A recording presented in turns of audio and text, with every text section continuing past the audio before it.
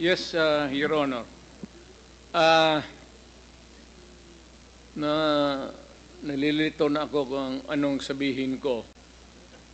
Pero sabi ko kung if I'm lying or if my statements are falsely stated, or if there is an iota of magbigti ako. So, in the same manner na kung magbigti ako si Trillanes, dapat magsabay rin sa akin. Okay, duly noted of your thoughts, Mr. President. Former Senator Trillanes, you're recognized. Maraming salamat, Mr. Chairman. Ito pong dokumentong ito po yung naging basis ko nung plunder case na final ko kay Duterte noong 2016. At ito po ay inimbestigahan ng Ombudsman at ang Deputy Ombudsman Arthur Carandang, and I think the Quadcom can invite him. Siya ang nag-conduct ng investigation. Humingi siya ng dokumento sa AMLAC at kinonfirm niya. And because of that, tinanggal ni Duterte si Deputy Ombudsman. Now, aside from that, so pwede natin, suggested by Chairman Paduano, na yung AMLAC mismo, unless,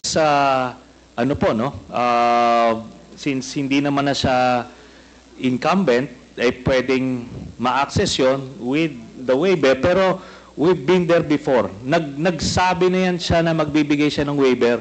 Puro bluff yan.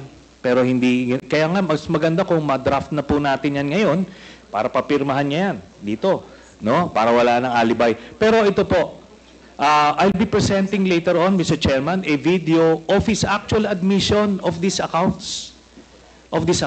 No? So, ito naman pong mga cheque na in-encash, in-extract lang namin from that long list. Mga managers' checks po yan, hindi nawawala sa system po yan. And later on, exempted sa impeachment cases, kaya pwede po lumabas yan, ipepresenta po yan. That's the smoking gun ng proceeds of the illegal drug trade ng Duterte crime family. Salamat po, Chairman. Thank you very much, Sir, I have to respond to it. This guy President, is with all due respect, I'll have to follow the rules. Yeah. I will give you time later, Mr. President. I will give you time later. Just so that we can put to rest this issue of waivers, because it's been going back and forth. Will the former president be okay that if we draft the waiver now, that it be signed today instead of tomorrow? Will you be fine with that, Mr. President?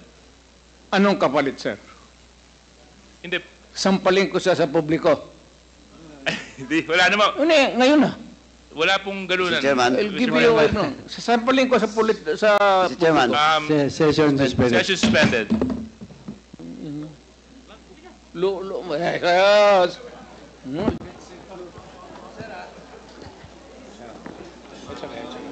Sabi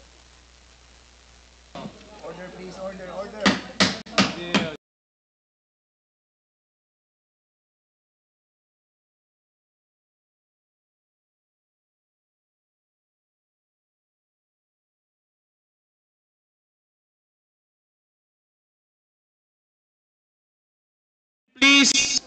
Please observe proper decorum.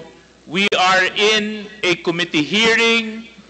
We have already stressed from the very beginning that the proper rules, decorum, will be implemented regardless of who you are.